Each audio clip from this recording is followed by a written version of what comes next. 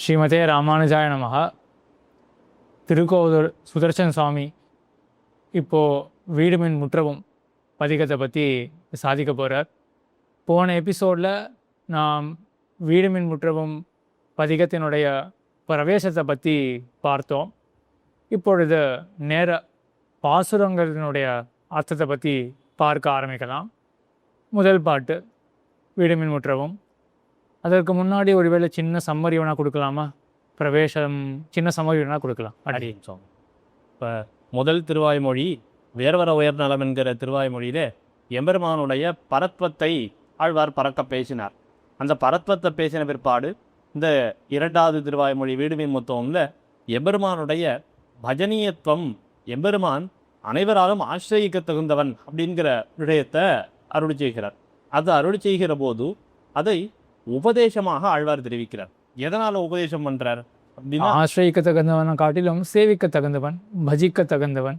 ஏன்னா ஆசிரியக்கத்தக்கவன் சொன்னால் அப்போ ஏதாவது ஒரு பலத்துக்காக அப்படின்ற மாதிரி ஒரு சென்ஸ் கன்வே பண்ணப்படலாம். அதனால சேவிக்க தகுந்தவன் அப்படின்னு அதுவே ஒரு பிராப்பியத்துவத்தை சூச்சனம் பண்ணும். பஜிக்க தகுந்தவன் எம்பெருமான் எல்லாராலும் சேவிக்கத்தக்கவன் அப்படின்னு சொல்றத அதை உபதேசம் மூலமாக நமக்கு ஆழ்வார் தெரிவிக்கிறார். ஏன்னா ஆழ்வார் எம்பெருமானுடைய அனுபவத்தை பலவாறாக பண்ணி அது அந்த அனுபவம் உள்ளடங்காமல் வெளிப்புறப்படும் போது ஆழ்வாருக்கு ஒரு துணை தேவைப்படுறது. அந்த துணை தேவைப்படுறதுக்கோசரம் இப்படி சம்சாரிகளை எல்லாம் பார்க்கிறார். இவர்களுக்கெல்லாம் உபதேசம் பண்ணுவோம், இவர்களை உபதேசித்தால் பல பேர் எம்பெருமானை சென்று சேருவார்களே. அதுபோல அந்த எம்பெருமானுடைய ஒரு விபூதியானது அது சம்சாரத்தில் கீழே நெளிமடைந்து போகாதவாறு இங்க இருக்கிறவர்கள் எம்பெருமானை பெற்று உயிர்ந்து போவார்கள் அப்படிங்கிறதாலே இந்த ஆழ்வார் தனக்கு ஒரு துணை வேணும்னு உபதேசத்திலே இறங்குகிறார். இந்த வீடுமின் முத்தவம் என்கிற திருவாய்மொழியில திருப்தியாகிலும் துணையை தேடிக்கொள்வோம். ஆழ்வாருக்கு துணை வேண்டது. சம்சாரிகள் யாரும் கூட்டாக வரல, அவர்களுக்கு விஷயாந்தரங்களிலே மண்டி இருப்பது தான் சுபாவமாக இருக்கு. ஆக ஆழ்வாருக்கு துணை வேணும்னா இப்போ சம்சாரிகளை திருப்தியாகிலும் பகவத் விஷயத்துல பிராவண்யம் பெற்றவர்களாக ஆக்கி தனக்கு துணையாக சேர்த்து கொண்டு எம்பெருமான அனுபவிக்க வேணும் அப்படின்றதுக்காக உபதேசிக்கிறார். ஆழ்வார் திருப்தியாகிலும் இந்த சேத்தனர்களை சேத்தனர்களால் நம்மை எம்பெருமானிடத்திலே சேர்க்கிறார். திருப்தியாகிலும் சேர்க்கிறதுக்காக இப்போ வேண்டாம். திருப்தியாகியும் முதல்ல தனக்கு வேண்டுவது துணை. நாம் எம்பெருமான போய் சேருவதுன்றது இப்போ ஆழ்வாருடைய இரண்டாம் பட்சம்தான். ஆழ்வாருக்கு இப்போ வேண்டியது தனக்கு துணை வேணும். அந்த துணை பெறுவதற்காக சம்சாரிகளை திருப்தியாகிலும் தனக்கு ஒரு துணையாக கூட்டிக் கொள்ள வேணும் அப்படின்னு பார்க்கிறார். இது ஒன்று. ரெண்டாவது தான் இவர்களுடைய நலிவை சகிக்க முடியாமல் ஆழ்வார் உபதேசிக்கிறார். ரெண்டாவது இப்படி இரண்டு காரணங்களாலே ஆழ்வார் உபதேசத்திலே இறங்குகிறார் இந்த வீடுமின் முத்தவம் என்கிற திருவாய்மொழியாலே. இந்த திருவாய்மொழி முதல் பாசுரத்திலே வீடுமின் முத்தவம் வீடு செய்து உம்முயிர் வீடுடையானிடை வீடு செய்மினே என ஆழ்வார் அருள் செய்திருக்கார். ரொம்ப ஆச்சரியமான அர்த்தங்களை எல்லாம் இவ்விடத்துல ஈட்டில் நம்பிள்ளை நமக்கு அருள் செய்திருக்கார். வீடுமின் முத்தவும் எல்லாவற்றையும் விடுங்கோள், உலகத்தில் இருக்கக்கூடிய பற்றுகள் எல்லாவற்றையும் விடுங்கோள் அப்படின்னு அருள் செய்கிறார். ஏன் இதை முத்தவும் வீடுமின்னு சொல்லியிருக்கலாம், ஏன் வீடுமின் முத்தவும் என்ன சொல்கிறாருன்னா, ஒருத்தர் திடீர்னு கையில் ஒரு பாம்பு எடுத்துட்டார் அப்படின்னா எல்லாரும் அவர் என்னன்னு சொல்லுவானா, போடுங்கோ போடுங்கோன்னு தான் சொல்லுவா. பாம்பை போடுங்கோ அப்படின்னு அது கரெக்டாக சொல்லணுன்ற ஒரு ஸ்திதி இருக்காது அந்த இடத்துல. அதனால முத்தவும் வீடுமின் இவைகள் எல்லாவற்றையும் விட வேணும் அப்படின்னு சொல்லும்போது வீடுமின் முத்தவும் எல்லாவற்றையும் விடுங்கோள் என்பதை அப்படி ஒரு ஊத்தத்தோடு ஆழ்வார் நமக்கு உபதேசிக்கிறார். வீடு செய்து உம்முயிர் வீடுடையானிடை வீடு செய்மினே, எல்லாவற்றையும் விடுங்கோள், எபெருமானை பத்துங்கோள், இவ்வளவுதான் ஆழ்வார் சொல்ல வர்றது. ஆனா நடுவுல வீடு செய்துன்னு ஒரு வார்த்தை சொல்றாரு. எதுக்கோசம் சொல்றார் அப்படின்னா, வீடு செய்து இவைகளை எல்லாம் விடுங்கோள்னு சொல்றேனே, இதை விடுவதே ஒரு பிரயோஜனம். வீடு செய்துன்ற சொல்லுக்கு என்ன அர்த்தம்? வீடு செய்து அப்படின்னா இந்த பற்றுகள் எல்லாவற்றையும் விடுதல் அப்படின்னு அர்த்தம். அத்தை செய்து அப்படின்னா இதை செய்யறதே ஒரு பிரயோஜனம், இதை பண்றதே ஒரு பலன் தான் நமக்கு. அப்ப வீடு செய்து உயிர் வீடுடையானிடை வீடு செய்மினே, இதுக்கு 4 அர்த்தத்தை காட்டுறார்கள் நம்முடைய பூர்வாச்சாரியர்கள். வீட்டில் நம்பள்ளி ஆச்சரியமாக இதை அருளி செய்திருக்கார். உயிர் உடையானிடை வீடு செய்மின், வீடு உடையானிடை வீடு செய்வின். உயிர்னா நம்முடைய ஆத்மா, ஆத்மாவுக்கு வீடு, ஆத்மாவுக்கு இருப்பிடமாகிற தேகம். இது இரண்டுக்கும் உடையவன் யார் என்னால் எம்பெருமான். அப்படி உயிர் வீடு உடையானிடை வீடு செய்மின், இப்படிப்பட்ட உயிரையும் வீட்டையும் உடையவனான எம்பெருமானிடத்திலே நம்முடைய உயிரை, நம்முடைய ஆத்மாவை வீடு இசைமின், இந்த ஆத்மாவை எம்பெருமானிடத்திலே விடுவதற்கு இசைய வேணும். அதுக்கான இசைவை தெரிவிக்கிறது எம்பெருமானிடத்திலே அப்படின்னு முதல் அர்த்தம். ரெண்டாவது அர்த்தம், உம்முயிர் வீடு உடையானிடை வீடு செய்மின். அப்போ உம்முடைய உயிரை வீடாக உடையவன் எம்பெருமான், நம்முடைய ஆத்மாவையே, அந்த ஆத்மாவை இருப்பிடமாக கொண்டு அந்தர்யாமியாக எம்பெருமான் உரைகிறானே, அப்படிப்பட்ட அந்த எம்பெருமானையே அவனிடத்திலேயே இந்த ஆத்மாவை விடுவதற்கு இசையுங்கோள் அப்படின்னு ரெண்டாவது அர்த்தம் சொல்றார்.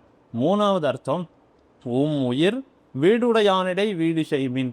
இந்த ஆத்மாவை பரமபதநாதன், வீடுனா மோட்சம்னு அர்த்தம், இந்த பரமபதநாதனாகிற எம்பெருமானிடத்திலே விடுவதற்கு இசையுங்கோள் அப்படின்னு மூணாவது அர்த்தம் சொல்றார். இந்த மூணாவது அர்த்தத்துல வீடுன்றது மோட்சத்தை குறிக்கிறது இல்லையா, நேர பரமபதத்தை குறிக்காது.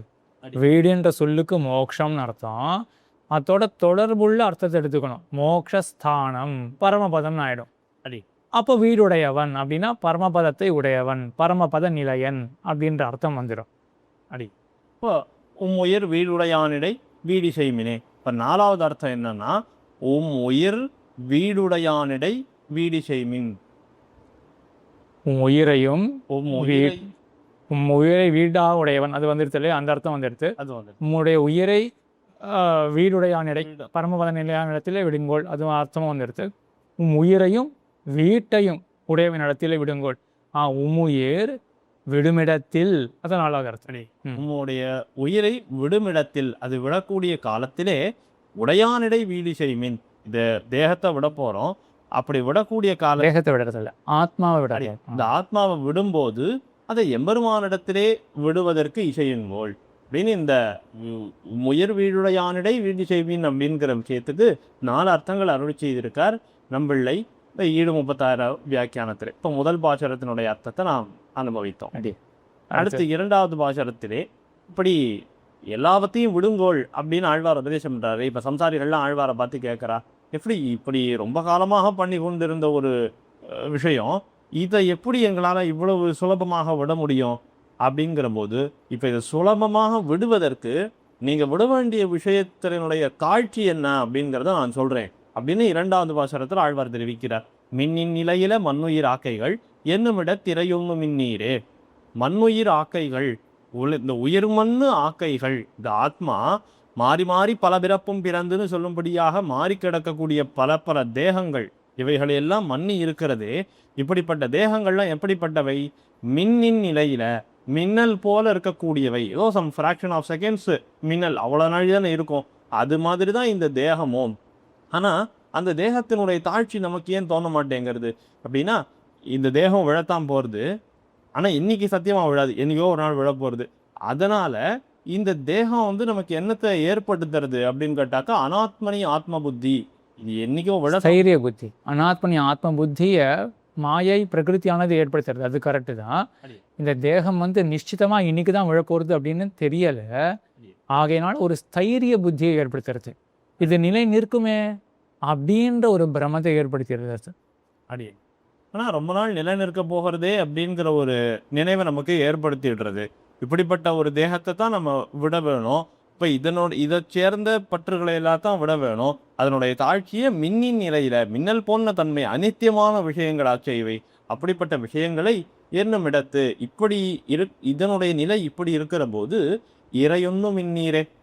இந்த இறையொன்னு மின்னீரேங்கிற விஷயத்துல தான் நம்முடைய வியாக்கியாதாக்கள், திருவாய்மொழியினுடைய உரைக்காரர்கள் 5 பேர், அதில் 4 பேர் ஒரு மாதிரி உரையை அருளி செய்திருக்கார்கள்.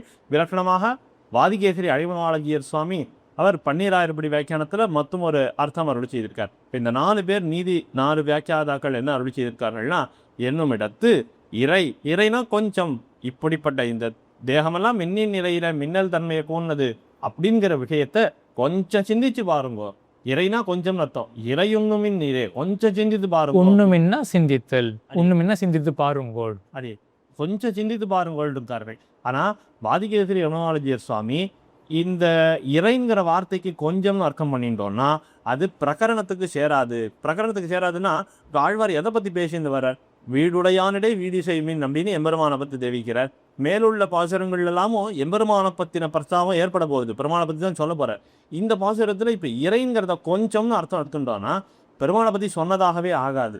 அதனால் இறைனா எம்பெருமான் என்று எடுத்துக்கொண்டு என்னும் இடத்து இறையொன்னுமின் நீரே, இந்த உலகத்தில் இருக்கக்கூடியவைகளெல்லாம் அனித்தியம், இவைகளெல்லாம் அல்பமாயும் அஸ்திரமாயும் இருக்கக்கூடியவை அப்படிங்கிறத உணர்ந்து இறையொன்னுமின் எம்பெருமானை நினையுங்கோள், எம்பெருமான ஆசிரியுங்கோள் அப்படின்னு உபதேசிக்கிறார் இந்த இரண்டாவது பாசுரத்தாலே.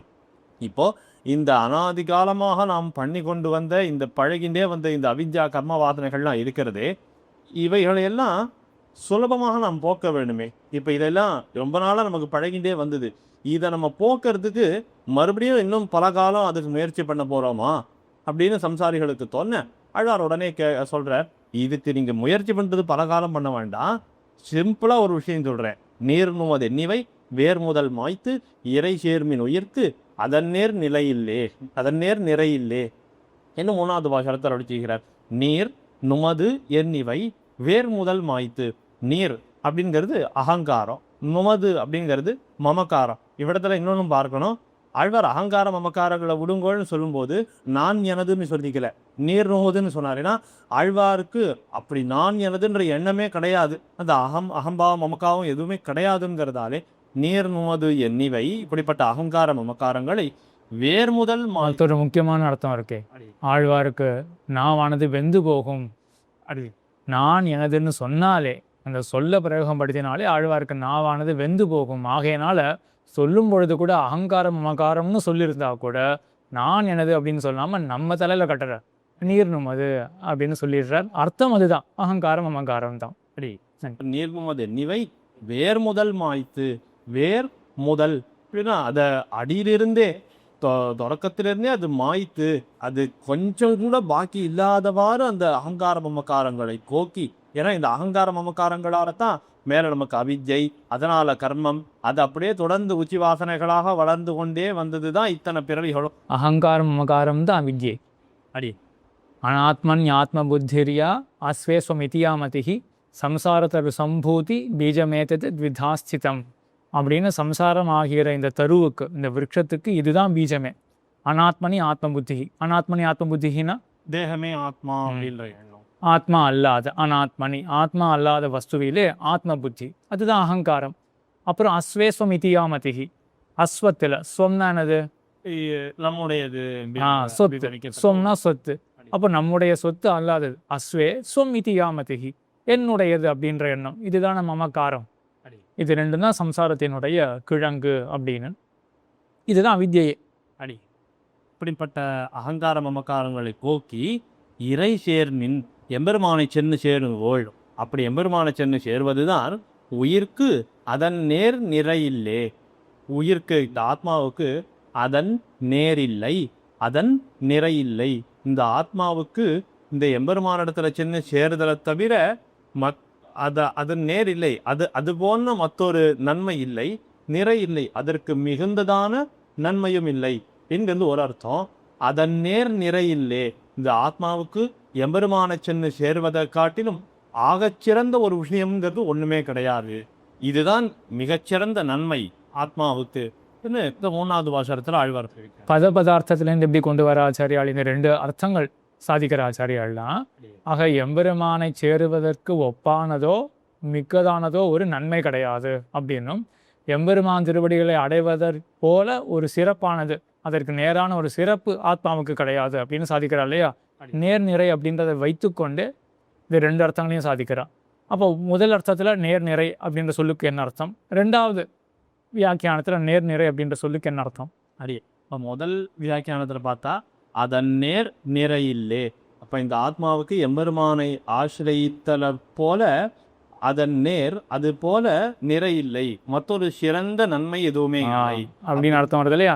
அப்போ நிறை அப்படின்னா சிறப்பு அப்படின்னு அர்த்தம் முதல் வியாக்கியானத்தில். அவ்விடத்துல சிறப்பு, நிறைனா சிறப்புன்னு அர்த்தம். மற்றொரு அர்த்தம் இறை சேர்வின் உயிர்க்கு அதன் நேர் இல்லை, அதன் நிறை இல்லை அப்படின்னு அதை 2ஆக கொள்ள வேணும். அப்போ எம்பெருமான சின்ன சேருதலை போல இந்த உயிர்க்கு மற்றொரு நன்மை இல்லை, எம்பெருமான சின்ன சேருதலுக்கு மேம்பட்ட நன்மையும் இல்லை இப்போ மேம்பட்டன்ற அர்த்தம் எதுலேருந்து வந்திருக்கு, எந்த பதத்துக்கு? நிறை அப்படின்ற பதத்துக்கு. அப்போ நிறைன்ற சொல்லுக்கு சிறப்பு அப்படின்னு ஒரு அர்த்தம், அதே போல மிகுதி அப்படின்னு அர்த்தம். நேர் நிறை இல்லை அப்படின்னு அந்த எம்பெருமான சென்னு சேர்தலை ஒழிய இந்த ஆத்மாவுக்கு வேறொரு நன்மையே கிடையாது இந்த 3வது பாசுரத்தில் அறிவிச்சு செய்கிறார். இதில் இல்லை அப்படின்னு அர்த்தம் வருது, இதற்கு மேம்பட்டதோ தக்கதானதோ ஒரு சிறப்பு இல்லை அப்படின்னா. ஆனால் பாட்டு நம்ம அப்படியா சேவிக்கிறோம்? நீர் நுமது எண்ணிவாய் வேர் முதல் மாய் திரை சேர்மை நோய் இருக்காத நேர் நிறை இல்லை நான் சேவிக்கிறோம். இல்லை தானே சேவிக்கிறோம், இல்லை தான். ஆனால் சொல்லானது இல்லை தான். அது அது தமிழ் வல்லுநர்களை தான் கேட்கணும். அது இல்லைன்றது இல்லைன்ற அர்த்தத்தில் வந்திருக்கு அப்படி. இப்போ அடுத்து இப்போ எம்பெருமான ஆசிரியத்தல ஒழிய மற்றொரு நன்மை இல்லைன்னு சொன்னான், அவன் ஆசிரிக்கிறனா அவன் அத்தனை பெரியவனா அப்படின்னு அடுத்த கேள்வி வருகிறது. அப்போ 4வது பாசுரத்தில் ஆழ்வார் அதற்கு விடை இருக்கிறார். இல்லதும் உள்ளதும் அல்லது அவனொரு எல்லையில் அன்னலம் புல்கு பத்தத்தே என்ன இல்லதும் உள்ளதும் அப்படின்னு இவ்விடத்துல இந்த 2 வார்த்தைகளாலும் அச்சித்தையும் சித்தையும் காட்டுகிறார். ஏன்னா இல்லது உள்ளது, இல்லது அப்படின்னா இல்லைன்னே சொல்லத்தக்க ஒரு விஷயம்தான் அச்சித்து. ஏன் இல்லை அப்படின்னு சொல்லலாம்னா அது ஒருபடிப்பட்டு இருக்காது. அடி அதை ஏன் இல்லைன்னு சொல்லலாம்னா அது ஒருபடிப்பட்டு இருக்காது, ஒரு வேலை இருக்கிறது போல மற்றொரு வேலை இருக்காது அப்படிங்கிறதால. உள்ளதுன்னு ஏன் ஜீவாத்மாவை சொல்லலாம் அப்படின்னா அது எப்போதும் ஒருபடிப்பட்ட ஒரு வஸ்து அப்படிங்கிறதால. மற்றொரு அர்த்தம் இல்லது அப்படின்னா அப்படின்னா இருப்பிடம், இல்லம் அப்படின்னு அர்த்தமாக கொள்ளலாம். அப்போ அச்சித்து இல் அது இந்த ஜீவாத்மாவுக்கு இருப்பிடமாக இருக்கிறது. உள்ளது அந்த இல்லை தனக்கு இருப்பிடமாக உடையது இந்த ஜீவாத்மா. இப்படி இல்லதும் உள்ளதும் உள்ளே இருக்கிறது. உள்ளது இருக்கிறது, இல்லத்துக்குள்ளே உள்ளே இருக்கக்கூடியது ஜீவாத்மா. அடி இப்படி இல்லதும் உள்ளதும் அல்லது அவனொரு இவைகளை போன்ற சுபாவத்தை இந்த ஸ்வரூபத்தை உடையது இந்த எம்பெருமான் கிடையாது. ஈஸ்வர தத்துவம்ங்கிறது இந்த இல்லதை போலவும் கிடையாது, உள்ளதை போலவும் கிடையாது. அது எப்படிப்பட்ட தத்துவம் என்று பார்த்தால் எல்லையில் அந்நலம், எண்ணற்ற கல்யாண குணங்களை உடைய தத்துவம் இது. எல்லையில் அந்நலம், ஏன் நலம்? உயர்வர உயர் நலத்தில் தெரிவித்த நலம், உயர் நலம் என்று சொல்லப்பட அப்படி சொல்லப்பட்ட அத்தனை திருக்கல்யாண குணங்களுக்கு இருப்பிடமான இந்த ஈஸ்வர தத்துவம் எம்பெருமான். எல்லையில் அந்நலம் புல்கு, அந்த நலத்தினை சென்று ஆசிரியிக்க வேணும், ஆசையோடு சென்று அணுக வேணும். பற்றற்றே இந்த உலகத்தில் இருக்க புல்குதல் அப்படின்னு இருக்கு இல்லையா, புல்குதல் அப்படின்றதே அணையறது. அடி ஆக பகவத் தத்துவத்தை அணையுதல் அப்படின்றதே ஒரு பிரீத்தியை காட்டும் இல்லையா. ஆக புல்குன்ற சொல்லு இங்க பிரீத்தியை காட்டுறது. அடி இப்போ பிரீத்தியோட வெம்பெருமான சென்று அணைய வேணும். மற்ற விஷயங்கள்ல இருக்கக்கூடிய பற்றுகளை எல்லாம் அற்று எம்பெருமானையே சென்று சேர வேணும். ஏன்னா வீடு செய்தல்ங்கிறதே ஒரு புருஷார்த்தமாக சொல்லியிருக்காருங்கிற போது பற்றற்று அந்த எம்பெருமான சென்று எல்லையில் அன்னலத்தை புல்க வேணும். ஏன்னா ஆழ்வாரி பாசுரத்தாலே அருளி செய்திருக்கார் 4வது பாசுரத்தாலே. மேலே இப்படி பகவத் அனுபவம் பண்ண வேணும், எம்பெருமான சென்று சேர வேணும்னு உபதேசிக்கிற போது இதுக்கு தடையாக ஒரு விஷயம் சேருகிறது. அதுக்கு தான் கைவல்ய அனுபவம் அப்படின்னு சொல்கிறோம். அந்த தடையாகிற அந்தராயத்துக்கு பரிகாரம் அருளி செய்கிறார் 5வது பாசுரத்தாலே. அற்றது பற்றனில் உற்றது வீடுயர் செட்டது மண்ணுரில் அத்திரை பத்தே. அத்தது பத்தெனில் இந்த தேகம் நான் இல்லை, இந்த தேகத்தை சேர்ந்ததான விஷயப்பற்றுகள்லாம் எப்போது போகும் அப்படின்னா நான் இந்த தேகம் கிடையாது, நான் ஆத்மா அப்படிங்கிறத உணர்ந்து அந்த ஆத்மா எப்படிப்பட்டவன் என்பதனையெல்லாம் அறிந்து கொண்டால்தான் இந்த தேகம் நான் இல்லைங்கிற புத்தி ஏற்பட்டு இந்த தேகத்தை சேர்ந்த பற்றுகள் எல்லாம் நமக்கு விலகும். அப்போ அற்றது பற்றெனில் உற்றது வீடு உயிர், உயிர் வீட்டை ஊற்றுறதுன்னு அதுக்கு அர்த்தம் பண்ணிக்கணும். அப்போ இந்த ஆத்மாவானது வீடு, அந்த மோக்ஷன்னு சொல்லப்பட்ட ஒரு ஸ்தானத்தை அடைகிறது அப்படின்னு பார்க்கிறோம். ஆனா இந்த மோக்ஷங்கிற ஸ்தானத்தை அடைதல்ங்கிறது இருக்கே, இது நான் ஆத்மா இந்த தேகம் கிடையாது அப்படிங்கிறத உணரக்கூடிய அந்த தசை இருக்கே, அது பாதி கடல் தாண்டி நாம் அதுக்கு தான். ஏன்னா இதை தாண்டி நாம் பகவத் அனுபவத்துக்கு போக வேணும். ஆனா நான் ஆத்மானுங்கிறத தெரிந்து கொண்டோமே என்னால் நாம் அந்த ஆத்மானுபவத்திலே ஈழ்வதற்கும் வாய்ப்பு இருக்கு, அந்த கைவல்ய அனுபவத்துக்குள்ள போயிடுறதுக்கும் வாய்ப்பு இருக்கு. அப்போ அந்த கைவல்ய அனுபவமாகிற அதுல ஏற்படக்கூடிய ஆசையை செற்று அது இதற்கு முன்னாடி 2ஆம் பாதத்தினுடைய அர்த்தம் உற்றது வீடு உயிர் அப்படின்றது இருக்கு இல்லையா. உயிரானது வீட்டை உற்றது பிராபித்தது அப்படின்ற நினைவு நமக்கு வந்துடும். விஷயாந்தர சங்கம் போச்சுனாலே ஆத்ம சுகம் தெரிய வந்ததுனாலேயே அப்போ எனக்கு தோணும் என்ன தோணலாம் அப்படின்னா மோட்சம் பெற்றுவிட்டேனே அப்படின்னு தோணலாம். அடி அதுதான் தடையே, அந்தராயம். பகவானை அடைவதற்கு தடையாக இந்த கைவல்ய சித்தி தடையாக ஆயிடும். அடி அந்த நினைவு தடையாக இருக்கு. அப்போ ஆத்மானுபவம் வந்து அந்த நான் மோட்சத்தை பெற்றதேன்னு ஒரு மாதிரி நினைச்சுண்டா கூட அது எம்பெருமான் அடைவதற்கு தடையாயிடும். ஆமாம். அடுத்தது என்ன பண்ணுவான் அவன்? அதுக்கு அடுத்தது ஏடு நிலத்தில் இடுவதன் முன்னம் வந்துன்னு பெரியாழ்வார் சாதித்த ரீதியில் இவன் சாகிற வரைக்கும் கைவல்ய நிஷ்டனாகவே இருந்து அதற்கு பிறகு எம்பெருமானை வெறும் சாணகச்சாராக பயன்படுத்தி கொண்டு சுத்திக்காக நான் அவனை போலவே நான் அஷ்ட கல்யாண குண யுக்தனாக இருக்க வேணும் அப்படின்னு முடிவு பண்ணிட்டு தேகத்தை துறந்தானே என்றால் முடிஞ்சு போச்சு, அவ்வளவுதான். அதற்கப்புறம் பகவத் அனுபவமே கிடையாது அப்படின்றத இந்த விஷயத்தில் சம்பிரதாய பேதம் இருக்குது. அடி தென்னாச்சாரிய சம்பிரதாயத்தில் கைவல்யமானது இப்படிப்பட்ட கைவல்யம், இது நித்தியம் அப்படின்றது. அந்த கைவல்ய அனுபவத்தில் ஏற்படக்கூடிய ஆசையை அது செத்து மண்ணூரில் இது எம்பெருமானோர் மன்ன ஊரில் இந்த பகவத் அனுபவத்திலேயே மண்ணி இருக்க வேணும், அதிலே நிலை நிற்க வேணும் என்கிற ஆசை உண்டானால் அற்று இறை பகவத் அனுபவத்திலே அப்படின்னு வியக்தமாக சொல்லாமல் மன்ன ஊரில் நிலை நின்ற புருஷார்த்தத்திலே நிற்க ஊரில் நிலை நின்ற புருஷார்த்தத்திலே இருக்க வேண்டும் என்று நினைத்தீர்களாகில் அப்பொழுது மேலே இப்படி செய்ய வேண்டும் அப்படின்னு ஆழ்வார் சாதிக்கிறார். இங்க ஒரு விஷயம், இந்த வாக்கியம் இருக்கு இல்லையா, மன்ன ஊரில் அப்படின்னு, மண் ஊரில் அப்படின்றது இருக்கு இல்லையா, இது தேசிக சம்பிரதாயத்துக்கு ரொம்ப சாதகமாக இருக்கக்கூடிய உக்தி தான். ஏன்னா அற்றது பற்றனில் உற்றது வீடு உயிர் செற்றது மண் ஊரில் மன்ன ஊரில். மண்ணுதல் அப்படின்னால என்ன அர்த்தம்? பொருந்துதல், நிலை நிறுத்துதல் அப்படின்னு, நிலை நில்லுதல் அப்படின்றது தான் அதனுடைய அர்த்தம், மண்ணுதல் அப்படின்றது. இப்போ தேசிக சம்பிரதாயத்தை சேர்ந்தவர்கள் என்ன சொல்லுவார்கள் அப்படின்னா, இப்போ கைவல்யம்ன்றது மோட்சம், அது மோட்சமே கிடையாது, அது அனித்தியம் அப்படின்னு ஆழ்வாருடைய இந்த பாட்டிலேருந்தே தெரியறதே அப்படின்னு சுலபமாக சொல்ல முடியும். அடி எப்படின்னு புரியுறதா? கைவல்ய மோட்சத்தை ஆழ்வார் இங்கே வெறுக்கிறார், தள்ளறார். தள்ளும் பொழுது என்ன சொல்றார்? உங்களுக்கு மண்ணுதல் வேணுமே என்றால், நிலை நிற்க வேணுமே என்றால் அப்போ இந்த வழிக்கு வாங்கோ அப்படின்றார். அப்போ தள்ளப்படுற வழி எப்படிப்பட்ட வழி அல்லன்னு தெரியறது, அது நிலை அற்ற வழின்னு தானே தெரியறது. அப்போ கைவல்யம் அனித்தியம் தானே அப்படின்ற இந்த சங்கை இங்கே கண்டிப்பாக வரும்.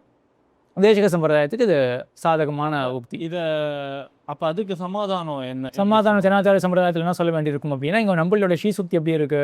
நிலை நின்ற புருஷார்த்தத்திலே நிற்க பெறில். இந்த நிலை நின்ற அப்படின்றது இருக்கு இல்லையா, அதுக்கு என்ன தாத்பரியம்னா, காலத்தினால நிலை நிற்கிறதுன்றது மட்டும் கிடையாது, பரிச்சேதத்தினால அளவுனால இது நிலை நின்றதாக இருக்கு. இதற்கு மேம்பட மற்றொரு புருஷார்த்தம் இல்லை. கைவல்யத்துக்கு போயிட்டாயே என்றால் காலத்தினால உனக்கு தடையே கிடையாது, நித்தியமாகவே கைவல்ய அனுபவம் உனக்கு இருக்க தான் போகிறது. ஆனால் நீ பண்ணக்கூடிய கைவல்ய அனுபவத்துக்கு மேம்பட ஒரு படியானது இருக்கே, ஒரு நிலையானது இருக்கே, அப்போ உன்னுடைய புருஷார்த்தமானது மன்னிய புருஷார்த்தமாக இருக்காது, நிலை பெற்ற புருஷார்த்தமாக ஆகாது. ஏன்? அது அளவுப்பட்டதாக இருக்கு, அளவு கடந்ததாக ஒன்று இருக்கே இங்க, அப்போ நீ நிலை நிற்கலையே அப்படின்றத ஆழ்வார் இங்கே தெரிவிக்கிறார். மன்ன ஊரில் நிலை நின்ற புருஷார்த்தத்தை லபிக்க பார்த்தாயே என்றால், அப்போ இதற்கு மேம்பட ஒரு புருஷார்த்தம் இல்லாதபடியான ஒரு புருஷார்த்தம் அத்தனை அடைய வேண்டும் என்று பார்த்தாயே என்றால், அப்போ வந்துருத்தில தென்னாச்சாரிய சம்பிரதாயத்துக்கு சமாதானம் வந்துருது இல்லையா? அப்போது இந்த கைவல்யம்ன்றது வந்து காலத்தால் ஒரு விதமான புருஷார்த்தமாக தோன்றினாலும் அதை காட்டிலும் மேம்பட்ட புருஷார்த்தம் ஒன்று இருக்கிறதால அது ஹேயமானது தான் அப்படின்னு தான் ஆழ்வாரத்தை வந்து அப்போ செட்டு அது மன்ன ஊரில் அற்று இறை பத்தே. அந்த கைவல்ய அனுபவத்தில் இருக்கக்கூடிய அற்று இறை பற்று, எம்பெருமானை சென்று பற்று. மற்றொரு அர்த்தம் என்னன்னா, எம்பெருமானுக்கே அற்று தீர்ந்து அவனை பத்து, அவனே சேஷி, அவனே பரமபோகியன் என்பதனை அறிந்து கொண்டு அவனிடத்துல சென்று பத்து. ஏன்னா அவன் தான் சேஷின்னு தெரிந்து கொண்டோமே என்னால் நாம் கைவல்யத்தில் இழிவே மாட்டோம். இதுதான் என்னுடைய எம்பெருமான் சென்னை சேர வேண்டியது அப்படின்னு அவனிடத்துல போயிடுவோம். பெருமான் தான் போகியன் அப்படிங்கிறது தெரிஞ்சிடுதுன்னா சொல்லவே வேண்டாம், அதுக்கப்புறம் கைவல்யத்துக்கு வரவே வேண்டாம். அதனாலே அற்று இறை பத்து. இப்படி நான் ஆத்மா அப்படிங்கிறத தெரிந்து கொண்டு இந்த ஜீவாத்மா எபெருமான சென்று சேரக்கூடிய வழியில அந்தராயம் என்ன தடை ஏற்படுறது, அந்த தடையை நாம் எவ்வாறு போக்குறது அப்படின்றத அதுக்கான பரிகாரம் என்ன என்பதனா ஆழ்வார் பாசுரத்தாலே நமக்கு அருள் செய்திருக்கிறார். கடைசி ரெண்டு அர்த்தங்களை மட்டும் கொஞ்சம் விளக்கலாம்னு தோன்றது. அற்றிறை பற்றி என்றது இருக்கு இல்லையா, இங்க இறையை பற்றி அரு அது ஒரு வியாக்கியானம்.